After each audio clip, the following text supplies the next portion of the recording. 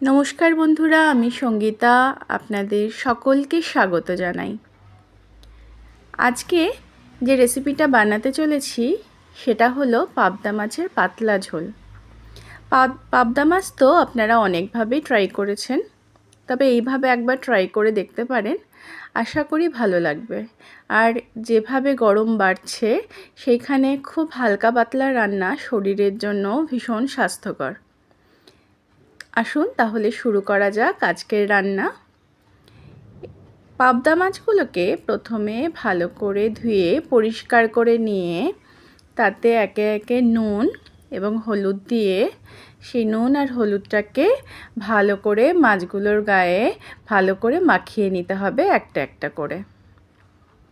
মাছগুলোকে নুন হলুদ মাখানো হয়ে গেলে পরে কড়াইতে সর্ষের তেল গরম করে একটা একটা করে মাছ ছেড়ে দিয়ে সেগুলোকে ভালো করে কড়া করে ভেজে ভেজে তুলে নিতে হবে।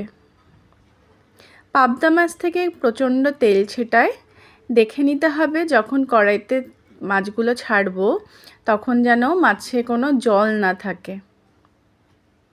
এবারে কড়াইতে মাছ ভাজার যে তেলটা রয়েছে ওই তেলের মধ্যেই কালো জিরে ফোড়ন দিলাম, তার মধ্যে দিয়ে দিলাম নুন পরিমাণ মতো, 1 চামচ মতো হলুদ গুঁড়ো দিয়ে একটু নাড়াচাড়া করে নিয়ে তার মধ্যে দিয়ে দিলাম লঙ্কার গুঁড়ো।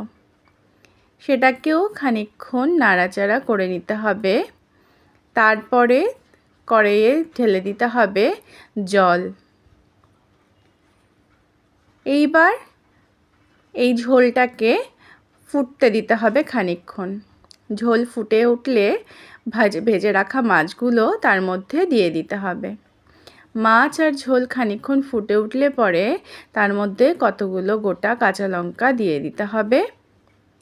ভালো করে মাছের ঝোলটা ফুটে উঠলে পরেই তার মধ্যে আমি দিয়ে দিচ্ছি কিছুটা ছোট ছোট করে কেটে রাখা ধনেপাতা। ধনেপাতা দেওয়াটা মাস্ট, কারণ ধনেপাতা এই রান্নার স্বাদটাকে আরও অনেক গুণ বাড়িয়ে তোলে। আবারও খানিকক্ষণ ভালো করে সবটা ফুটতে দিতে হবে। ধনেপাতাগুলোকেও খুন্তির সাহায্যে একটু ঝোলের সাথে মিশিয়ে দিতে হবে ভালো করে, তাহলে ঝোলের স্বাদটা অনেক গুণ ইনক্রিজ করে যায়। ব্যাস রেডি হয়ে যাবে পাবদা মাছের পাতলা ঝোল। খুব একটা খাটনি নেই, অথচ খেতে কিন্তু অত্যন্ত সুস্বাদু হয়ে